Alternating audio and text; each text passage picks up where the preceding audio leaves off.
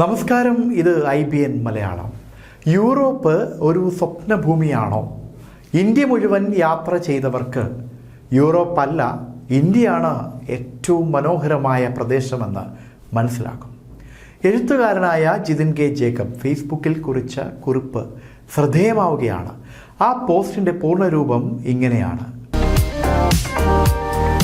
നമുക്കില്ലാത്തത് എന്താണ്?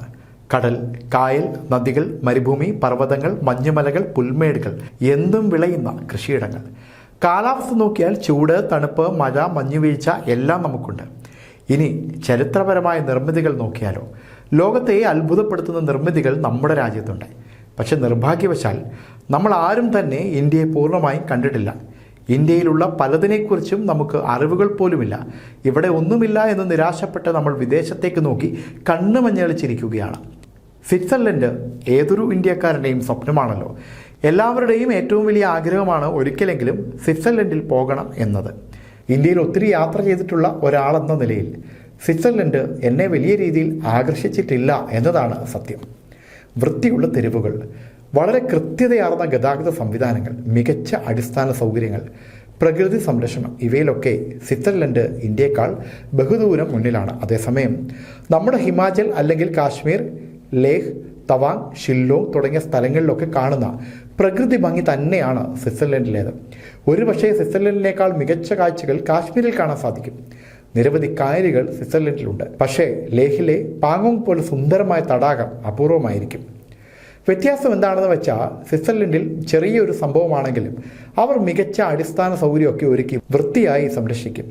ടൂറിസ്റ്റുകൾക്ക് എന്ത് വേണമെന്ന് അവർക്ക് കൃത്യമായി അറിയാം. അതിനെല്ലാം അവർ ചാർജും ഈടാക്കും എന്നത് വേറെ കാര്യം.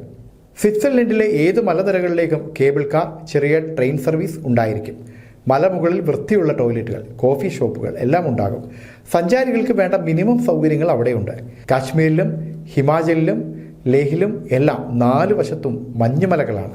ഡിസംബർ മുതൽ ഫെബ്രുവരി വരെ മഞ്ഞ് പെയ്യും. പക്ഷെ നമ്മൾ ആ സമയം ഓഫ് സീസൺ എന്ന് പറഞ്ഞ് അടച്ചിടും. യൂറോപ്പ് ആ സമയത്തും വിൻ്റർ ടൂറിസം നടത്തി കാശുണ്ടാക്കും. അതേസമയം യൂറോപ്പിൽ ചെലവ് കൂടുതലായതുകൊണ്ട് ഡിസംബർ മുതൽ ഫെബ്രുവരി വരെ യൂറോപ്പിൽ നിന്നുള്ളവർ ഇന്ത്യയിലെത്തി സ്കീയിങ് എല്ലാം നടത്തി തിരിച്ചു പോകും. അതുപോലെ നമുക്ക് ടൂറിസ്റ്റ് കേന്ദ്രങ്ങൾ വൃത്തിയായി സംരക്ഷിക്കാൻ അറിയില്ല. അടിസ്ഥാന വികസന സൗകര്യങ്ങളും പരിമിതം. വൃത്തിയുള്ളൊരു ടോയ്ലറ്റ് പോലും ഇന്ത്യയിലെ ടൂറിസ്റ്റ് കേന്ദ്രങ്ങളിൽ കാണാൻ കഴിയില്ല. ദ റൈൻഫാൾസ് എന്ന ലോകപ്രശസ്തമായ ഒരു വെള്ളച്ചാട്ടം സ്വിറ്റ്സർലൻഡ് ജർമ്മനി അതിർത്തിയിലുണ്ട്. സത്യത്തിൽ നമ്മുടെ ആതിരപ്പള്ളി വെള്ളച്ചാട്ടത്തിൻ്റെ 1/3 പോലുമില്ല റൈൻഫാൾസ്. പക്ഷേ വലിയ സംഭവമാക്കി സ്വിറ്റ്സർലൻഡ് അത് മാർക്കറ്റ് ചെയ്യുന്നു. സഞ്ചാരികൾക്ക് ടിക്കറ്റ് എടുത്താൽ വെള്ളച്ചാട്ടത്തിൻ്റെ തൊട്ടരികിൽ പോയി നിൽക്കാനുള്ള സൗകര്യം അവർ ഒരുക്കിയിട്ടുണ്ട്. വെള്ളച്ചാട്ടത്തിൻ്റെ സൗന്ദര്യവും രൗദ്രഭാവവും നമുക്ക് തൊട്ടറിയാം. വെള്ളച്ചാട്ടത്തിൻ്റെ 100 മീറ്റർ മാറി റെയിൽവേ സ്റ്റേഷനും കാർ പാർക്കും കോഫി ഷോപ്പും ഒക്കെയുണ്ട്.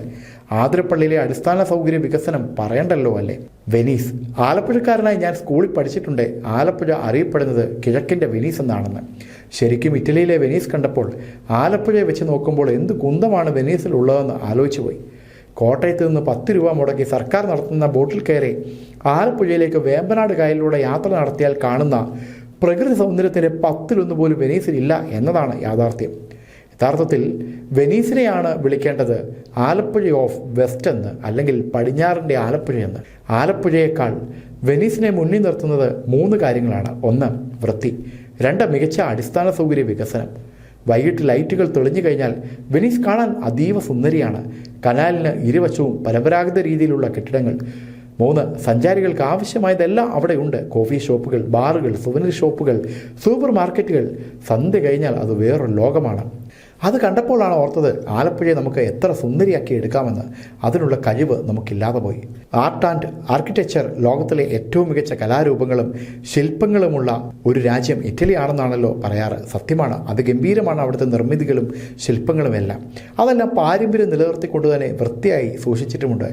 നമ്മളിൽ എത്ര പേർ 2000 വർഷത്തിലേറെ പഴക്കമുള്ള അജന്തയിലെ പെയിൻറ്റിങ്ങുകൾ കണ്ടിട്ടുണ്ട്? എല്ലോറ ക്ഷേത്രം കണ്ടിട്ടുണ്ടോ? ഹംപിയിലെ നിർമ്മിതികൾ കണ്ടിട്ടുണ്ടോ? തഞ്ചാവൂരിലെ ബൃഹദേശ്വര ക്ഷേത്രം കണ്ടിട്ടുണ്ടോ? BC കാലഘട്ടത്തിൽ നിർമ്മിച്ച സാരനാഥിലെ നിർമ്മിതികൾ കണ്ടിട്ടുണ്ടോ? BC 300-ൽ നിർമ്മിച്ച മധ്യപ്രദേശിലെ സാഞ്ചി സ്തൂപം കണ്ടിട്ടുണ്ടോ? ഒഡീഷയിലെ കൊണാർക്ക് സൂര്യക്ഷേത്രം കണ്ടിട്ടുണ്ടോ? കാഞ്ചീപുരത്തെ ക്ഷേത്രങ്ങൾ കണ്ടിട്ടുണ്ടോ? ഈ പറഞ്ഞ നിർമ്മിതികളെല്ലാം ഇന്ത്യയിലാണ്. പക്ഷെ നമ്മളിതൊന്നും കണ്ടിട്ടില്ല. എന്നിട്ട് വിദേശത്തേക്ക് പോയി അവരുടെ ശില്പങ്ങളും പെയിൻറ്റുകളും ഒക്കെ കണ്ട് നമ്മൾ അത്ഭുതത്തോടെ വായും പൊളിച്ച് നിൽക്കും. എന്നിട്ട് വോ എന്ന് പറയും.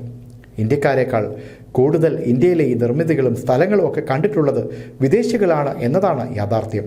ഇറ്റലിയിലെ അസീസിയിലേക്കുള്ള യാത്രക്കിടയിൽ ഒരു അമേരിക്കൻ ഗ്രൂപ്പുമായി പരിചയപ്പെട്ടു. കേരളത്തിൽ നിന്നാണ് എന്ന് പറഞ്ഞപ്പോൾ അവർക്ക് കേരളത്തെക്കുറിച്ച് പറയാൻ 100 നാവ്. 5 തവണ ഇന്ത്യയിൽ വന്നിട്ടുണ്ട് എന്നും കേരളത്തിൽ ആയുർവേദ ചികിത്സ നടത്തി അസുഖം ഭേദമായതും എല്ലാം അവർ പറഞ്ഞു. ഞാൻ ആലോചിച്ചു, കേരളത്തിൽ മാധ്യമങ്ങളിലാണെങ്കിലും സോഷ്യൽ മീഡിയയിലാണെങ്കിലും ആയുർവേദം എന്ന് കേട്ടാൽ പുച്ഛവും പരിഹാസവുമാണ്. നമ്മൾ പരമാവധി ഇകഴ്ത്താൻ നോക്കുമ്പോൾ വിദേശികൾക്ക് ആയുർവേദത്തിൽ വിശ്വാസമാണ്. യോഗ തട്ടിപ്പാണെന്ന് പറയുന്നത് കൂടുതലും ഇന്ത്യക്കാരാണ്. അതേസമയം വിദേശികൾ യോഗ അഭ്യസിക്കുന്നു. നമ്മുടെ കളരിപ്പയറ്റൊക്കെ പഠിക്കാൻ വിദേശികൾ കേരളത്തിലേക്ക് ഇപ്പോഴും വരുന്നു എന്നറിയാമോ? നമ്മുടെ നാട്ടിൽ ഇതൊക്കെ അന്യം നിന്ന് പോവുകയാണ്. വിദേശത്തുള്ളതെല്ലാം മോശമാണെന്നോ ഇന്ത്യയിലുള്ളതെല്ലാം മഹത്തരമാണെന്നോ അല്ല പറഞ്ഞത്. രണ്ടും നല്ലത് തന്നെയാണ്. പക്ഷെ നമ്മുടെ ഒരു ധാരണ ഇന്ത്യ മോശമാണ്, ഇവിടെ ഒന്നുമില്ല എന്നൊക്കെയാണ്. നമ്മുടെ രാജ്യം മഹത്തരമാണ് എന്ന് നമ്മൾ തിരിച്ചറിയാതെ പോകുന്നു. നമുക്ക് ലോകത്തിന് മുന്നിൽ അഭിമാനത്തോടെ കാണിക്കാൻ പലതുമുണ്ട്. പക്ഷെ നമുക്ക് അതിനെക്കുറിച്ച് അറിയില്ല എന്നതാണ് സങ്കടകരം. ഇന്ത്യയിൽ യാത്ര ചെയ്ത് ഇന്ത്യയെപ്പറ്റി കുറച്ചെങ്കിലും മനസ്സിലാക്കിയിട്ട് വിദേശത്ത് പോയാൽ ഇന്ത്യയുടെ മഹത്വം മനസ്സിലാകും. നമുക്കൊന്നും വൃത്തിയായി സൂക്ഷിക്കാൻ അറിയില്ല. അച്ചടക്കമില്ലാത്ത ജനതയാണ് നമ്മൾ. നമുക്കെല്ലാമുണ്ട്. എല്ലാം കൊണ്ടും അനുഗ്രഹിക്കപ്പെട്ടവരാണ് നമ്മൾ. അത് തിരിച്ചറിയാത്തതാണ് നമ്മുടെ ദൗർബല്യം. ഇങ്ങനെയാണ് ആ പോസ്റ്റ് അവസാനിക്കുന്നത്. News desk IBN Malayalam.